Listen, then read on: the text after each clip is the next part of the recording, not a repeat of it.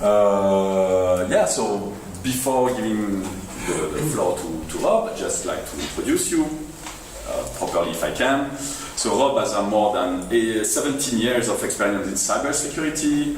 He's a former deputy head of the UK cybersecurity operations and UK Cybersecurity Operations Center, and is associate fellow of the cybersecurity at RUSI. I have to check what RUSI is because I have no clue. The RUSI, the Royal United Services Institute, and is the world's oldest independent think tank on international defense and security. So Rob is now leading his own consultancy called the Cybersecurity Experts, and I'm happy to give you the floor. Thank you, Rob. Thank you. That all sounds very grand, but it really isn't. I've been lucky to sort of blunder my way through security, and I've done some really interesting jobs, some of which have had exciting sounding job titles, some of which have had very dull sounding job titles, but all of which has been really interesting. But my first role actually was a developer. And I was a little bit nervous about saying yes to doing this when Neil, who's gone sat at the back instead of the front, was asking me about it, because I'm not a developer, and this is a very web application developing forum, and I'm these days a security wonk. But anyway, so I hope this is interesting. It's not technical, particularly technical. As we go through it, just ask questions. It's not like we're in a huge auditorium, so we could be informal. It's just these slides were updated as of yesterday, so hot off the press news from yesterday. But if you've got questions or comments or whatever as we go through, then please do ask. We've done an introduction. It's actually 20 years, I realise, since I graduated. I started work as a developer in September 1998. And I got my first job in security in 2001. I can't believe the time has passed that quickly.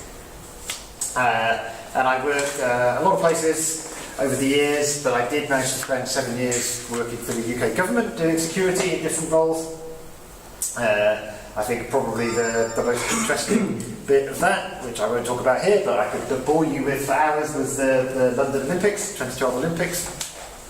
And by the time the games started, I was thoroughly sick of the London Olympics, and we had a joke that Paris, who had bid for the Olympics but didn't get it, had won. Because they can say, we bid, oh, we didn't win, what a shame, but it's really easy, we can hop on the Eurostar, come and see the game, we don't have any of the actual arrangement hassles. And I spend my time these days doing the things in front of the ball there. So I'm going to talk about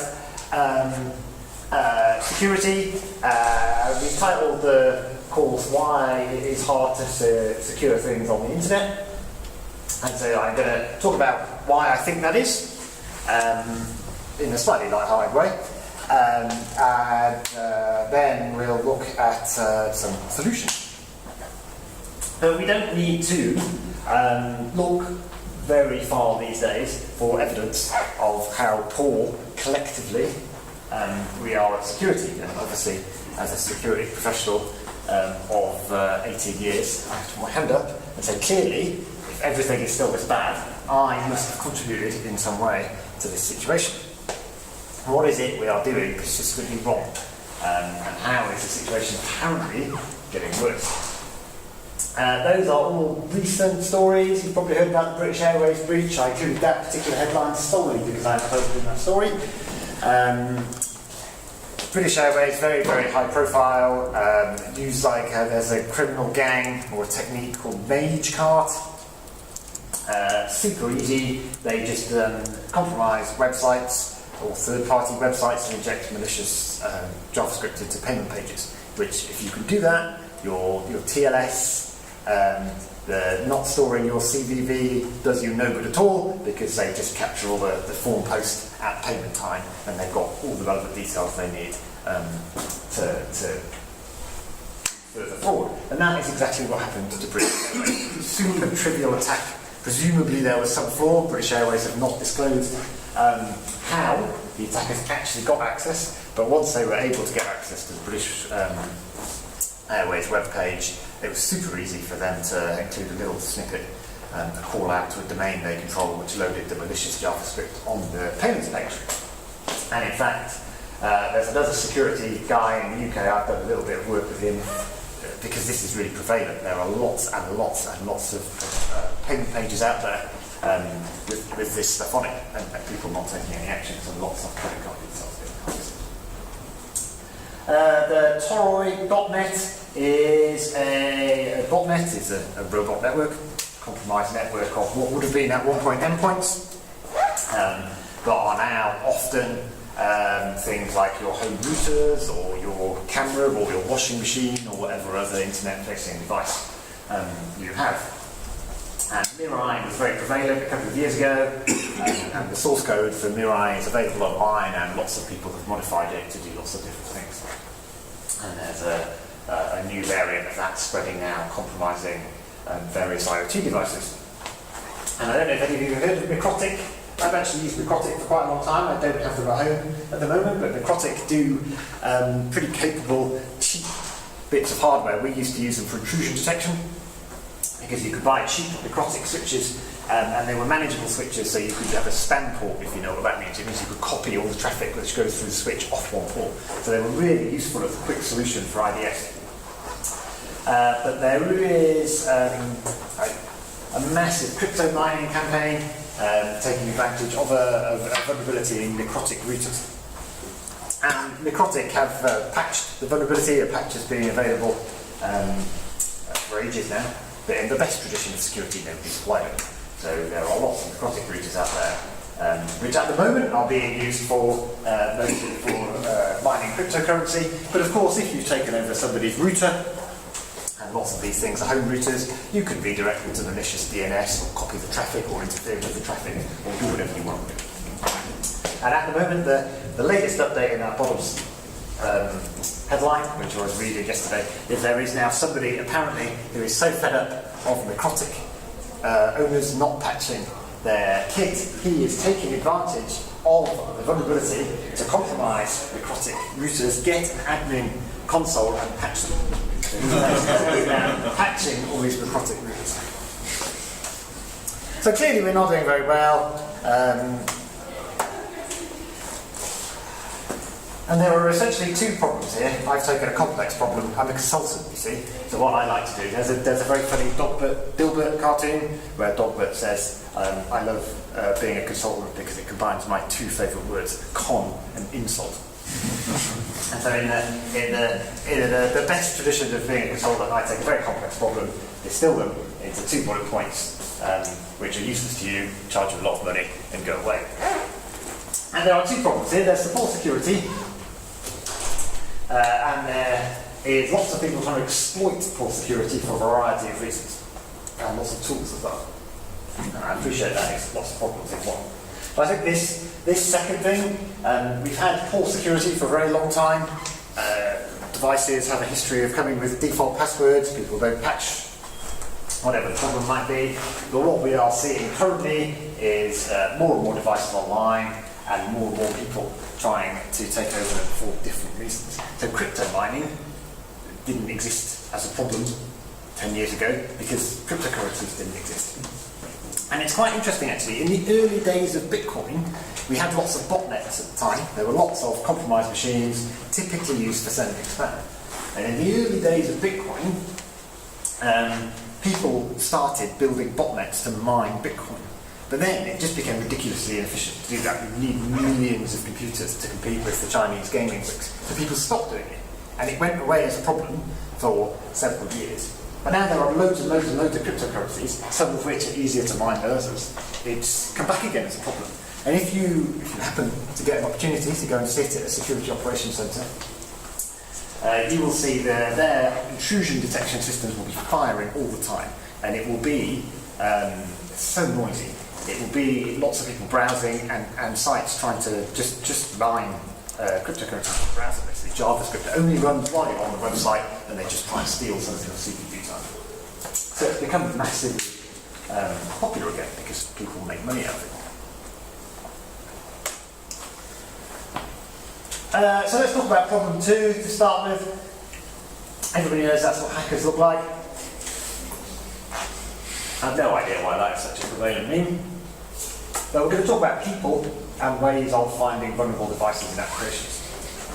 So when I was at university, which was a long time ago, I graduated in '98, a friend of mine wrote, it would have been whatever version of Windows we had in the environment then, 3 something, probably pre-NT, whatever the network Windows was at that time. It might even have been Novell, might even have been something Novell, I honestly can't remember, but he wrote,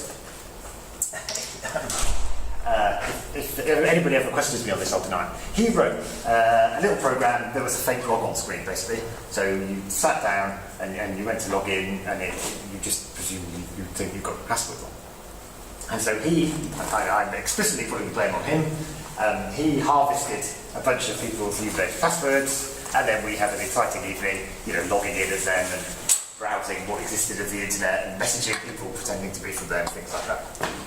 And then there were, you could at the time, you could use Telnet, and you could connect to NATO servers and things like that. And there was literally no credentials at those days. So this is sort of basically about 94 probably. So for me, this was the first time in '94 when I went to university. I'd used bulletin boards before, dial-up, but going to '94 was the first time I'd used what was the internet. My networking books from the time still call it the internetwork.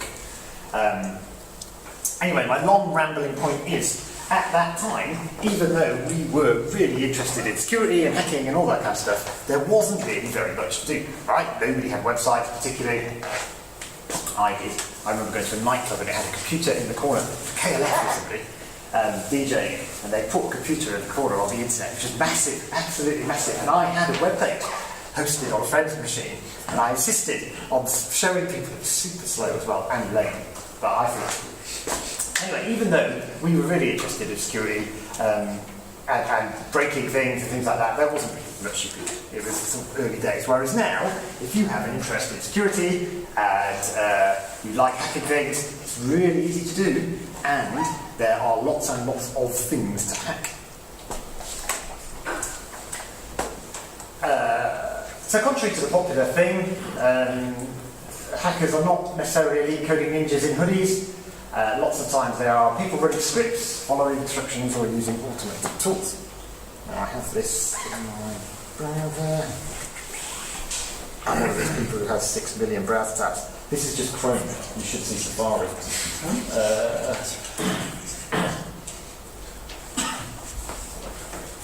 So I've stopped it. I haven't actually got any running at the moment. But we used to run Honeypot. Something called the Modern Honey Network. MHN, Modern Honey Network, which is actually a framework of frameworks, but it makes it really easy for you to deploy websites that have got vulnerabilities in them, or whatever they might be, so you can see what techniques people are using to hack, and what bots are trying to spread, because the bots aren't intelligent, they'll try knocking on every single door they can. And that's actually a way a lot of people generate threat intelligence. They run massive honeynets of vulnerable machines. And we used to run a few. Eventually people will figure out that they're honeypots and they'll turn up in blacklists and things like that. But we used to run a couple. And I think one of the ones we left running for the longest was it was an AWS machine, didn't have a web server, no reverse DNS apart from the default AWS reverse DNS. So nothing interesting about it at all. And it was set up, Kippo it's called. That's it, Kippo. It's a deliberately vulnerable SSH. So it has weak passwords SSH. In fact, lots of weak passwords. Any number of weak passwords will get you in. And then you get a fake command line. It's actually a restricted environment. So once you're in, you can't do very much. And I think our biggest week, we got something like 300,000 or 400,000 brute force attempts on the SSH, and tens of thousands of successful compromises. But even a quiet week would see tens of thousands of attempts and hundreds or maybe thousands of successful compromises. And this was a box that did nothing. It was just an IP address and it just had SSH. But just to show you how super capable these are, in my crappy video earlier, I actually missed the beginning. But you can see basically somebody has brute forced our SSH password, and they believe that they have got root access on something called Jump Server 03. And you can see that they are cutting and pasting commands. So when they brute force the SSH, they are trying to turn it into a, I can't even remember what this, it might have been Bitcoin mining, I suspect it probably predated. Something anyway. So they try and pull down extra tools to install, compromise my Linux box and have it join the network. But this isn't a real shell, it's a fake shell. And so you would soon figure out that nothing works. And you can see that already, right, wget doesn't exist. Sorry, SSL not supported in this release. It's a nonsense error message. There's just nothing you can do. So they tried to pull down bin.sh, failed. They tried to make it executable, it failed, it doesn't exist. And you can see that they are not understanding what they're looking at. But if you watch, you can just see it's somebody pasting in commands and not looking at the outputs. That failed. What do I do now? Maybe I should try that. No, it doesn't exist. Paste through the next command. They've got no intelligence at all. Let's try getting it again. No, that hasn't worked. I didn't download, so I can't change it. Try running it. No, it doesn't exist. Start again. Try curl again. No, that didn't work. Do you think it's a human that's on the other end? Could be. It could be somebody cutting and pasting, or it could be entirely automated. Eventually, they give up. So try again. Still not working. It could just be scripted. Because this is real time. This is real time. Yeah, it looks like cut and paste to me, but it might not. Yeah, I expect the script to be faster. Yeah, exactly. So I would have thought the script would have been faster. I think that was somebody. The brute forcing would have been automated, and then I expect it just pops up on somebody's console saying we've successfully brute forced this password. Here's the access to shell. But I think that was somebody cutting the script. So sometimes you see that. Sometimes if you run these things, you will see. Oftentimes, if you go and look, I see lots of people. I'll show you why in a minute. But we do lots of monitoring of websites. And if you look at some of the compromises, people oftentimes they haven't even changed the defaults to the tools they're looking. It will like have, somebody will try and do remote command execution, try and get a command running on a web server that we're watching. And they'll have a callback to something like brackets your domain here. It's not unusual to see that level of skill in people who are trying to compromise. They literally have downloaded tools and they don't know how to use them, and they haven't filled in all the red lines and set up their own infrastructure. But the message is, if you insecure it, they will come. Now, I'm going to show you Zone H, and I like Zone H for a number of reasons. So if you, I did have it open, there it is. Let's give it a refresh. If you are a hacking crew, doing whatever you do for whatever reason, one of the easiest things, you want to show your mates that you can hack, or you want to put out some pro-ISO message, or whatever it might be, you will go out and deface a website. Right? So you deface a website, and you put your message up, and then you tell it your friends. But the problem with defacing websites is that they'll get spotted pretty quickly, and then they'll get cleaned up. And so if you deface a website and it doesn't make a sound, did you really deface the website? So Zone H exists. Unrestricted information. Now, what Zone H do? If you deface a website, you can report it to Zone H, and they will then take a snapshot of it and archive it. So you can point your friends in your hacking gangs, rival hacking gangs, to Zone H. So even if the website has been cleaned up, it will be archived for posterity on Zone H. And the reason I like Zone H is I always forget which time zone it is, and the amount of time, the busyness depends on the day. But this is they call it their archive. It's actually the constantly being updated list of defaced websites reported to them. And this is between 08:28 and 10:04 today. So Zone H get a lot of information, or a lot of breached websites reported, and it's pretty cool website actually. You can click, so you can, it's all everything red is clickable. So we can pivot on the notifier. You can, I can't remember what these things stand for. Anyway, there's quite a lot of exploration you can do, and you can actually get statistics out of it. And you will see if we click on, now I'll click on one, but I warn you that I am not responsible for what comes up on the screen. Let's have a look at the mirror. There we go, look at that. this is pretty consistently what they are. I'd probably be playing some music if the sound wasn't good. Pretty consistently what you see with this type of thing is just an absolutely lame message and a shout out. They always have a shout out to their crew.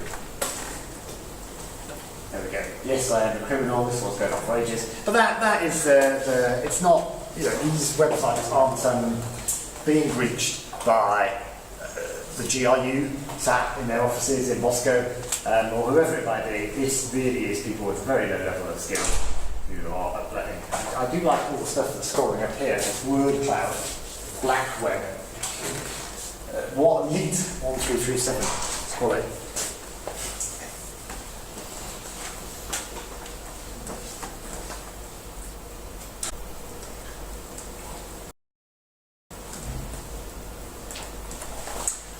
So if you're insecure, they will come. Basically, if it's out there and it isn't locked down, somebody will come along and breach it and use it to spread whatever lame message. Sometimes you get pro-ISIS, or sometimes you get sort of regional turf wars going on between two different countries, people from different countries on different websites.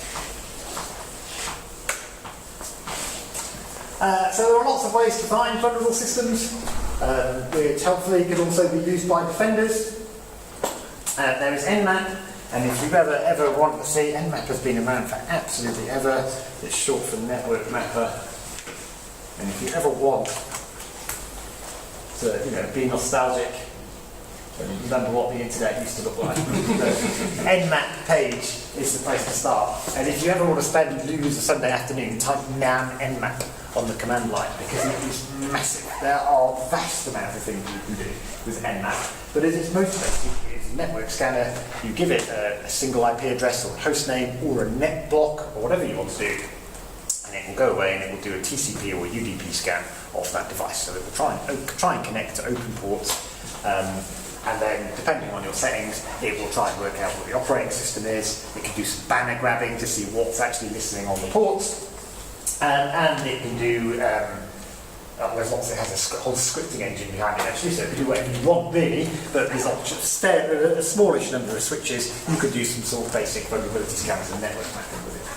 Super powerful, super easy to use, but it does require you spending some time getting to use the GUI, I guess, for want of a better word, the command line. There's a lot of options. So script kiddies probably won't use that. MassScan is similar.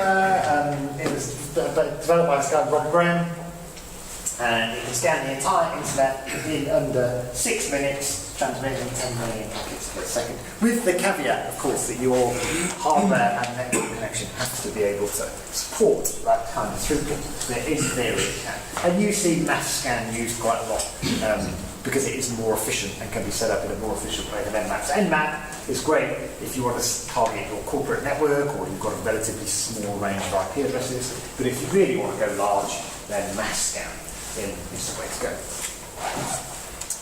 But of course, there are easier ways of doing it online. So I don't know if you've ever heard of Showdown. Showdown has been around probably now, not far off 10 years. Can't be quite that long, but I certainly remember it coming up in a previous vlog. Showdown is it's like Google, but stuff. So Google indexes information, Showdown indexes things. So Showdown does what I've just described Nmap doing, in that but it scans the whole internet. So Showdown scans the whole internet, and it does banner grabbing, and it identifies devices, and it also matches against vulnerabilities, and it puts it all in a great big database, which is super easy to search. And this is an example. Given that Russia has been in the news so much recently, if you look at that network range, it is assigned to the FSB, the Federal Security Bureau, who are presumably feeling a little bit left out now because the GRU are the group du jour. I think I can stop it open. Yeah, so this is a scan of the FSB, and you can see that, surprisingly, across that /24, so 254 IPs, they're all in Russia. There were 16 results, so 16 IP addresses active, all in Russia, which you'd expect. A little list there of the services that are open: HTTP, HTTPS, NTP, DNS, SMTP, and I can tell you, from clicking through some of these results, that the FSB do not have a very robust security practice in place, because they have quite a lot of self-signed certificates and a lot of out-of-date versions of Nginx and things like that. But it's quite nice because you can click on there, and it's still, the good thing about using Showdown is, from your perspective, it's entirely passive. It's active when it does its collection, in the same way that Google is, but this isn't actually pinging the FSB when I'm using it. This is just telling me, this is just what Showdown has. I have no idea if this is their website. I haven't actually. I can click here if I'm willing, but I'm going to choose not to. But we can see this is telling us that it's port 80, it's Apache. Has it got the version in there? Apache 1339. 13, isn't it 210 or something now? So 1339 sounds pretty out of date. And indeed, we can see here it's given us a lot of vulnerabilities. I'll talk a little bit about vulnerabilities in a second. What else did I have on Showdown? So banner grabs, you can search by IP address, network, port, and you could do, the good thing is you can just look through free text, so if you're bored after this, go play with Showdown, you know, that's IP webcam server, literally I've typed it there. I did this yesterday, and do I still have it up? There's a cat staring at this webcam somewhere. I still have to search. There it is, look. It's updated, so we can visit it. I'm running this over my VPN, don't worry. I know my VPN hasn't come up, so I'm running this over your network, do worry. See if it loads. I might not actually have an internet connection. So I can't be like. Maybe it's because my VPN is screwed. Suddenly. Try again.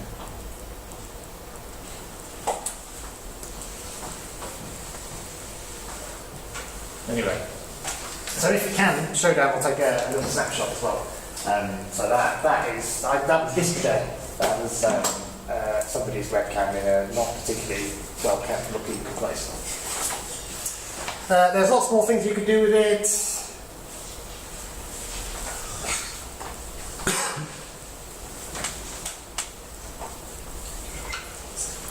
There's quite a good.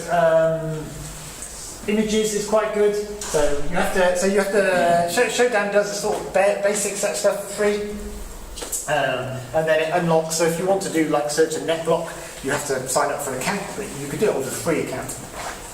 But it's super cheap. It's like $50 for life for a lifetime membership. There's a few restrictions that you can't do. You can't do some of the more advanced reporting, but it's pretty good. But I think you have to be signed up at least for images. So images. It's pretty good. It shows you all the snapshots, and as you can see, it encounters a lot of remote desktop, which is a very, very bad idea indeed to leave exposed to the internet like that, because you can brute force the remote desktop. It doesn't have timeouts or lockouts, or typically doesn't anyway. And we had a client, well, in fact, we didn't end up really doing very much for them because we couldn't help them. But a couple of weeks ago, somebody got in touch who had got ransomware.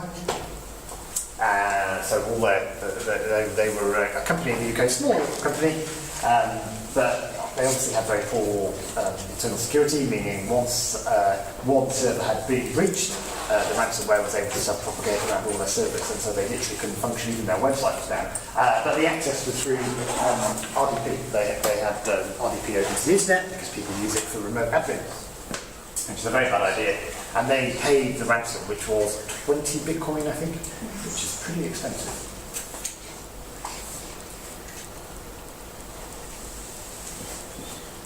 So there's lots of things on Showdown. I'm showing you the images and stuff like that, but where it gets more scary is you can start looking for industrial control systems, things like that, and you'll be amazed at what you can find on the internet, which you really would think shouldn't be there. And indeed, there used to be a website called VNC Roulette, which uses the Showdown API. VNC is virtual network computers, like RDP. I say you could tick on VNC through there, and it would just open you a random connection from Showdown. What am I connecting to? So it's pretty easy to go from finding devices. This is Blue Iris, which is I think it's a webcam. I can't remember now what I was looking for. Maybe it's CCTV. So you can find people exposing logons to the internet, and then you can spend a few minutes looking for default passwords or default credentials. Default is admin, which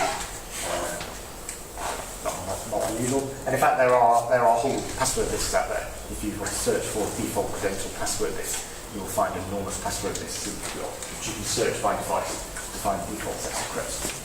So you can see it's pretty easy. If you were a bored teenager or even a more focused hacker, it's pretty easy to start building a set of tools to use. And you don't have to do this manually. Showdown has a quite rich API, and it will plug into all sorts of different tools. Basically, you can scrape the API, and it has integrations with things like, if anybody knows what Metasploit is. Metasploit is a hacking framework. It's I can't think what it's like. Basically, it makes hacking really easy. It will build, you give it a target operating system, and in fact, it will enumerate target operating systems for you. It can do scans, and it will identify vulnerabilities, and it will build you remote shells, and it will even build you Word documents with compromises embedded in it. It's super easy to use, and you can plug that in. But you can use it from the command line as well. So I picked up a particular Showdown host, that's an FSB server, and straight away it's enumerating all vulnerabilities. So if you're not familiar with what I'm talking about when I'm talking about software vulnerabilities specifically here, you see a bit more information about them there. The number assigned here is CVE. CVE stands for Common Vulnerability and Exploit, and this is a database run by it's MITRE, so the US, they're not a think tank, they're like a non-profit, US non-profit, and they run the CVE database. And you can see these CVE numbers, not because there's so much software now, there's so many WordPress plugins and things like that, not every single vulnerability will end up. 10 years ago I'd have said there was a good chance they did, now not whatsoever. But certainly for well-known products, things like Apache, this is Apache, it will be assigned, a vulnerability in Apache will be assigned a CVE. And you can see just by looking at these, this common format, so there's a year and then an assigned number, so you can see when the vulnerability gets formed. And then there's a whole scoring system that goes with that as well. So if you start doing some research into it, you can see how easily, what the impact of that vulnerability is, how easy exploitable it is. And there's machine readable versions of this again. So if you're using something like Metasploit, which is a command line tool, which makes hacking really easy, you can plug it in your Showdown to pick your targets, and then it will automatically read the vulnerability import and start selecting you exploits, which you can use against your target devices.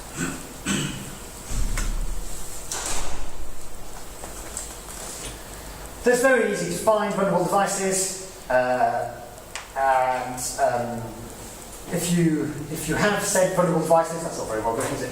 If you have something vulnerable on the internet, somebody will exploit it. If you run a website, go and look at your logs and just see what percentage of your traffic, it won't be an overwhelming percentage, but just see what percentage is people trying exploits. And what's really interesting, backing up what I've just said, is you will see people trying exploits. It really can't work, right? It's not for the software you're running. You used to see, don't see it as much now, but for a period there were a lot of people trying to exploit VoIP switches for call fee scams. This happened to my wife once at the organisation she worked for. They got in on a Monday, and the telephony had been disconnected by British Telecom in the UK because they had exceeded massively the sort of amount of notional credit that the telecommunications company did. And what happened was somebody hacked their VoIP switch and set up a redirect, so you could call, they could sell on calls, you could call this 028 number, 027, it was in central London, and your calls will be redirected to whatever overseas country they want to. Over the weekend, they'd run like a 10 or 15,000 pound phone bill selling this service. But you would see that on websites. I was monitoring websites, and you would see people trying SIP protocol, exploits and things like that against people. It's not a VoIP device. People just scan the whole internet really crudely looking for exploits. So if you have something vulnerable on the internet, someone will find it and they will exploit it. And I think a lot of people think, so like the people we spoke to in the UK who were compromised with the ransomware, people think it won't happen to me. Who would target me? And it's like, well, somebody will. They don't care it's you. It's not personal. It's the most impersonal crime you can think of. They don't care that they are turning your website or your router into crypto mining. They don't care that they've encrypted all your software and it's inconveniencing all your customers. They just want your money. Super impersonal. Doesn't make it any better to be on the receiving end of it, I appreciate. But the point is, it's wasting time. If you're a defence company and spending time thinking about who your adversaries might be, it's probably a good idea. But if you think nobody would hack you ever, that doesn't mean you can't care about security, because somebody will. They just don't care it's you.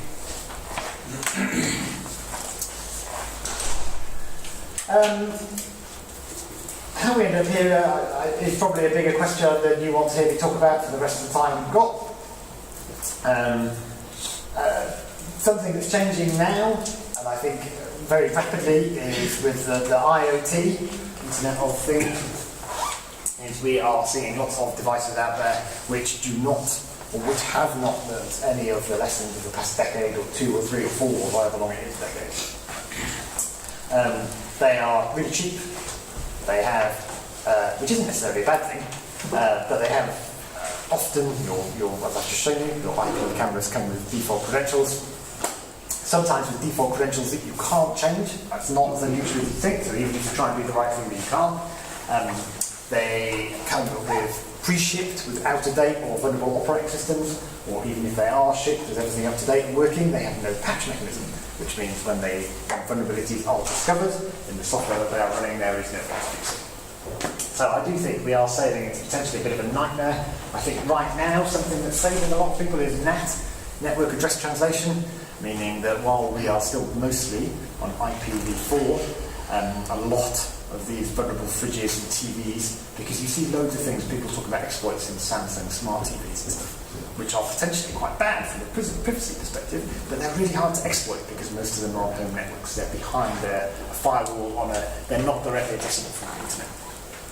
But as IPv6 is rolled out to home users, that will change, and we'll have to start relying on people setting up firewalls or maintaining firewalls. Because IPv6 doesn't do that, everything is addressable by everything else. So I think that could be quite a significant problem, and I'm sure it'll take a lot of people by surprise. I was really surprised, quite naive.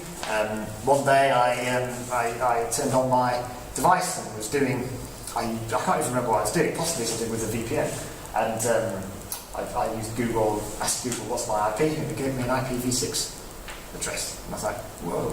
And my Orange France had started rolling out IPv6 to their customers, and I hadn't known this. And all our devices in the house had IPv6 and IPv4 addresses. And I thought, I just went and turned it off on the router. Okay, turn it off for now while I consider the implications of this. But they didn't tell me, so imagine there's probably a whole bunch of consumers out there who have directly addressable devices, or will soon have directly addressable devices, televisions, fridges, cafes, whatever, which have nothing built in to prevent them being compromised. So that's a new problem, and one which is going to get worse before it gets better, I think. But we've all had websites for ages, but we still do those badly. So what can we do to be better? A good place to start, if you don't know what OAuth is, if you do know what OAuth is, then apologies for telling you what you already know, the Open Web Application Security Project. It's actually, if you're into development, a tool. It's quite a good place to start. But the OAuth Foundation offer a lot of really, really good guidance. They do a lot of guidance on common vulnerabilities. They have training frameworks you can use. So you as a developer, you can learn how to not build in mistakes. The website itself is Again, not necessarily, ironically, the... I got it open. I thought I didn't leave it open. Over here.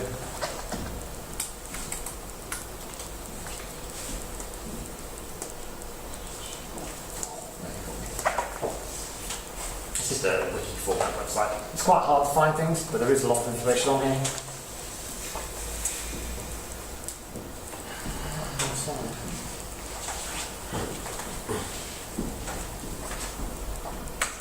So yeah, if you care about security, that's a good place to start. Now this, the idea of trust is a bit of a weird one, and we could talk all day about trust and how fundamental it is and how difficult it is to do at a distance. And then once you start unpicking the internet, then you realise that absolutely every protocol, right down from ARP, right down from the thing ARP, which means allows us on this local network, address resolution protocol, allows the devices here to talk to the local network, to talk to the Wi-Fi router, all the way up the stack, through to things like DNS, which goes from domain name to IP address. All of these protocols implicitly trust the input they are given, which is a horrible, horrible, horrible, horrible thing to do, and is why lots and lots of stuff doesn't work. Lots of stuff has happened. But the internet, the protocols, the packet switch networks that make up the internet, were developed with no security in mind beyond availability. So they were designed to be robust if there was a nuclear war or something like that. The packets, the protocols are dynamic. They can reroute packets if one route becomes available. But they're not, IP and TCP were not designed or developed with untrusted environments in mind. So they always implicitly assume that things like BGP, Border Gateway Protocol, can be abused. All of these things mean that if your computer asks a question, or any device on the internet asks a question, it implicitly trusts the result.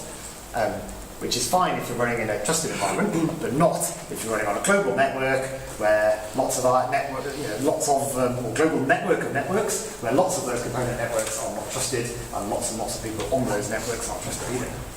So it is a problem that persists all the way up through the stack, right into the application layer, and it is something that persists in that we often, as developers, forget that anything coming from a user, anything coming from a user's browser is not to be trusted.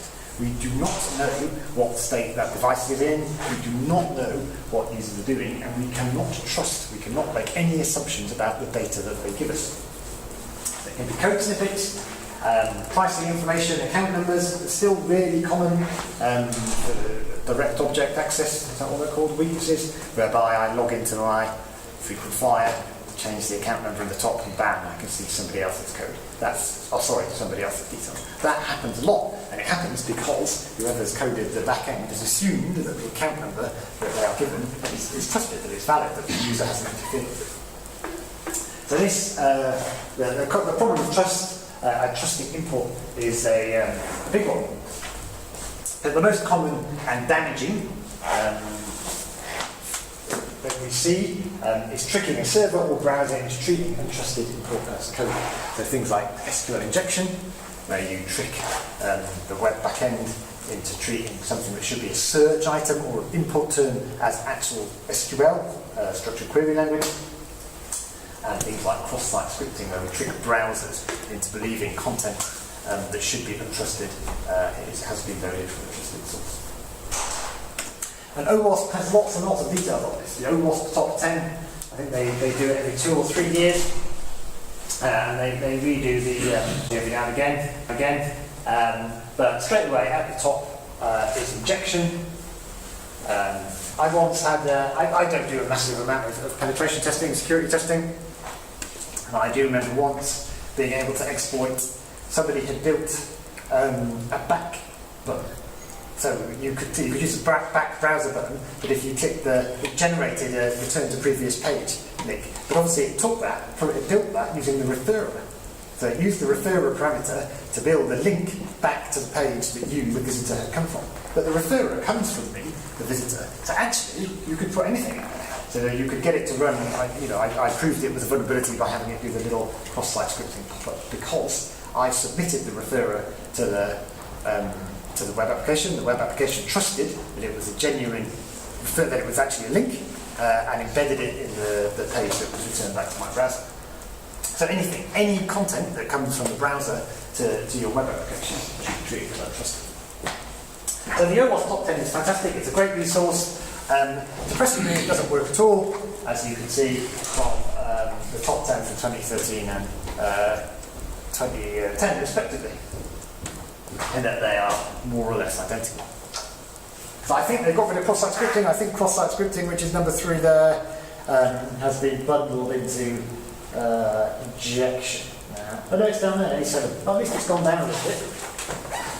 So there's loads of information on here. There's loads of tools on the OWASP website about how you could test for these things and how you can prevent them being present in your code.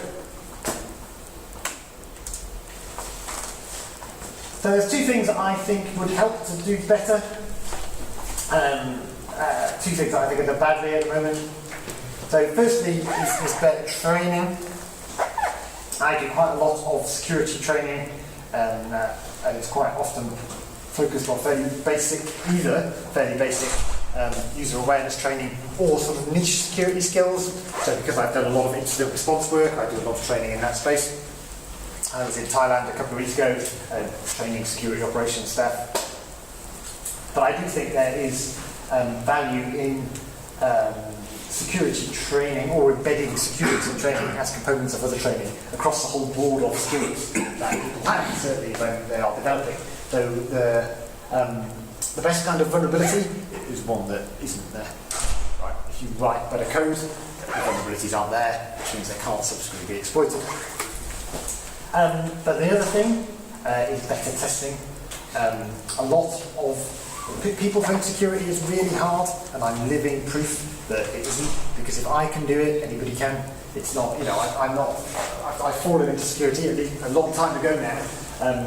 But a lot of the stuff isn't that tricky to do. It's super easy to do basic website exploitation. Right?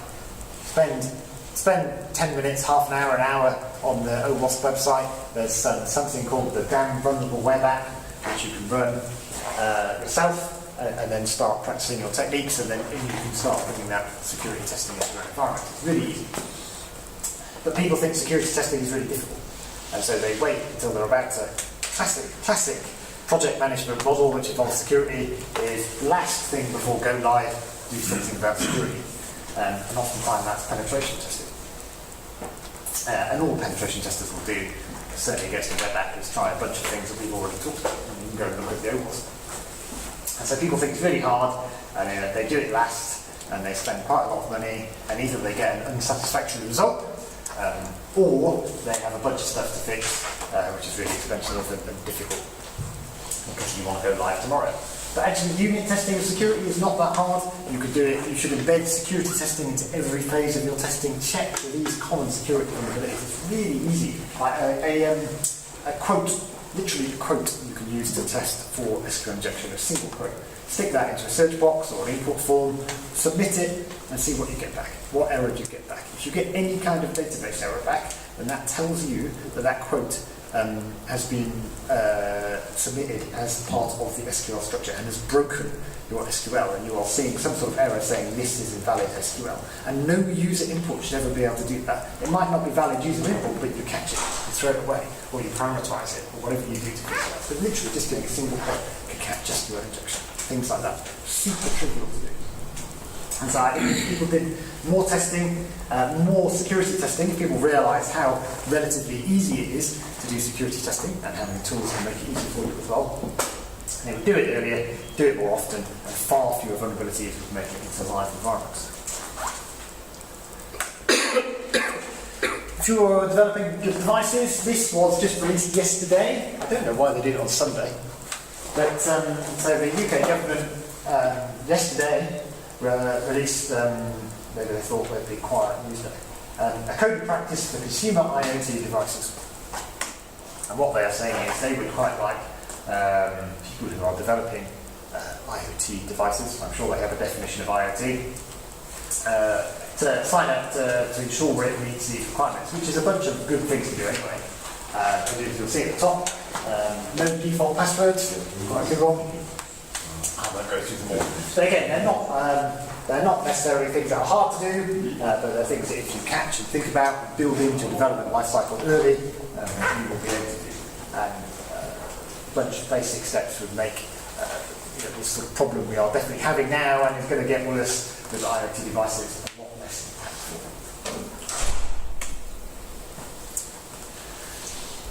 So some other things you can do. Again, this isn't intended to be a generic do security better talk, but you can use some of the tools in these slides to review your own infrastructures. So Showdown is super useful, right? Again, you can go and buy. Well, there are free application vulnerability scanners and vulnerability scanners. You can use Nmap, you can use MassScan if you want to do that, or you can use Showdown. Go, if you know what your IP block is for your company, stick it in Showdown and see what it says. It's a good start. Make better use of available security technology. Things like having OpenRDP to the world. If you're hosting those services somewhere, these servers, do you really need it? And at the very least, at a minimum, can you cut down the exposure by reducing the IP addresses that can access this RDP? At least make it not internet accessible. And I see a lot of people using AWS, and AWS has a firewall layer. It's not very difficult to use. So straight away, if you need remote access to boxes, you can at the very least cut them down using the AWS firewall layer. As to where it's accessible from, or even if you need it accessible from everywhere, have a process that means that the first thing you do when you need remote access to the system is log into the AWS console, open the firewall, do your remote access, and then when you finish, log in again to the AWS console and block that pool. It cuts down your exposure. I'm a great believer. I'm very cheap, basically.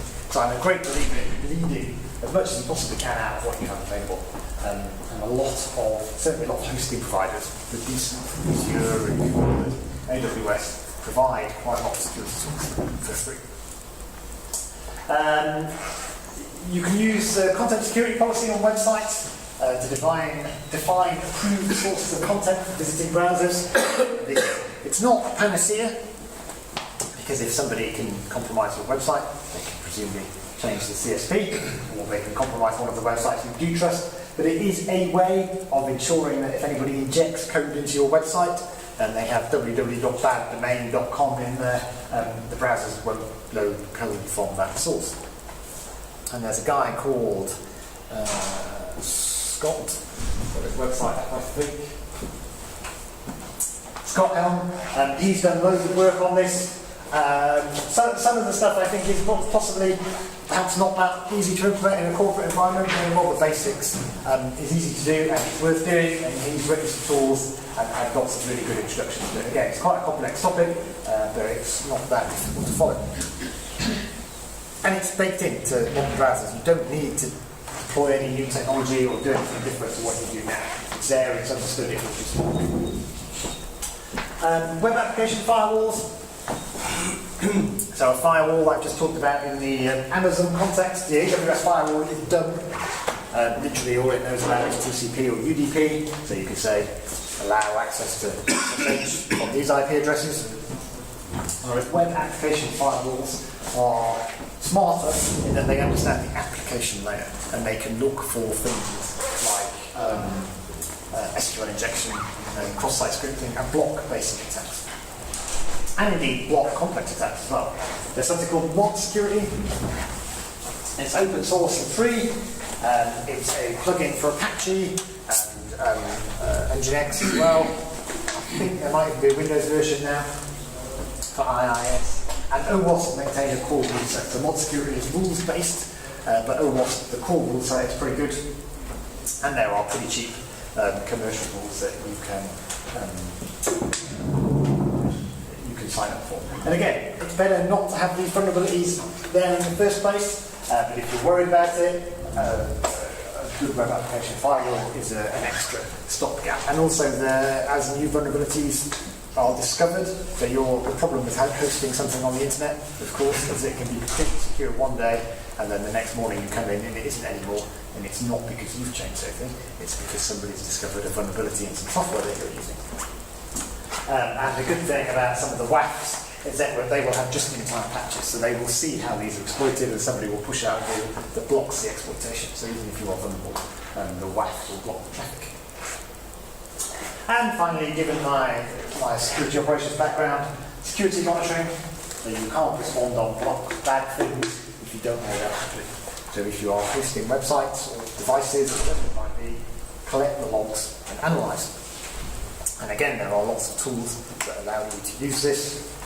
This is from Greylog. Greylog, again, I don't like spending money. Greylog is an open source theme, which is security, acronym for Security Incident and Event Management. And basically, it lets you collect lots of logs and analyze them. And this is a snapshot of us using mod security, in fact. So using mod security to block bad stuff, and then collecting all the results into the scene, so we can see in more or less real time where the IP address. This is a spammer, this top one I looked at. This is somebody trying to post spam to the website. So again, these are all free tools. They're not especially difficult to use, and they are really, really effective. You don't want to go and do these things, well, you can do them in an ad hoc way, but they're better, especially if you work for an organisation or have a program of development, wherever it might be strategy. And again, security strategies, it's not, I'm not an advocate of complex risk management. I like simple. And this top one here, the CIS security org controls, called the SANS top 20, it's a list of things to do. And some of those things might be quite complicated in a massive enterprise environment with lots of legacy devices. But as a security framework, I like it because you can just work down the list. But might not be the right option for you. But these are again free frameworks. There are things like ISO 27001, which if you are in some sort of security regime which requires it, you may have. But ISO 27001 is quite arduous and B, expensive. You can't get the full documentation without buying it. Whereas these frameworks are free and will probably make you compliant anyway if you follow them. The bottom one, Cyber Essentials, is from the UK government. And all of them, it's probably the most lightweight and most basic. But again, if you're really struggling to start with somewhere, it's a great place to start. And in fact, you can get like a kite mark. I suspect, I don't know if they do it for non-British companies, but I don't see why not. So you can actually get a kite mark saying you are Cyber Essential. Right, that's quite nice.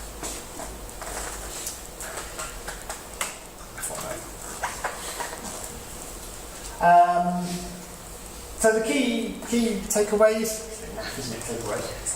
Conclusions. Security isn't as hard as people think it is. It's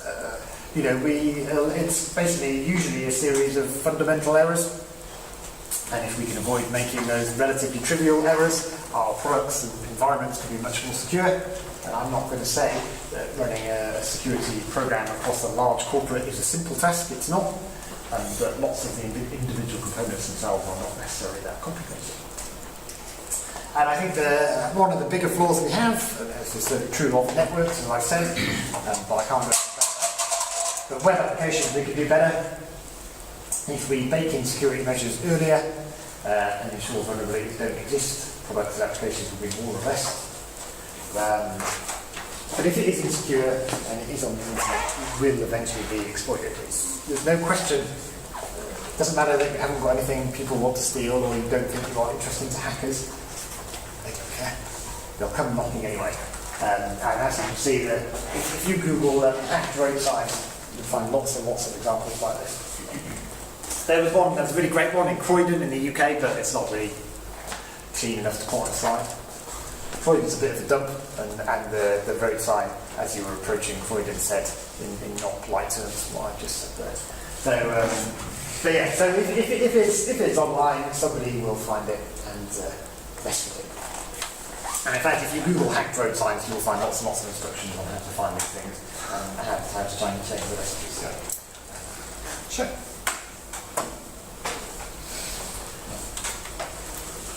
Thank you very much, very interesting talk. I was wondering what would you suggest for a mobile phone, because that's also internet, but how could one be most secure?